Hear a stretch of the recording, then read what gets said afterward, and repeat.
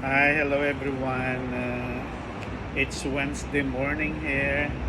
It's already 6:10 in the morning at medyo madilim-dilim pa. I'm on my way to work pero dadaan muna ako dito, magkakape dito sa country style. Every morning ganito ginagawa ko bago ako aalis papuntang downtown ng Toronto para doon ang trabaho ko.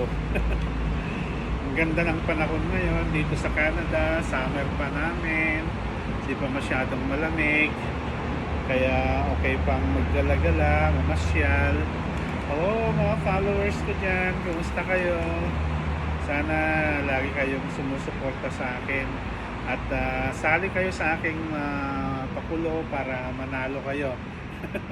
Halos lahat naman ng kinikita ko sa social media ko sa pag-reels ay pinamimigay ko. Hello, okay. Have a good day. Thank you everyone. God bless.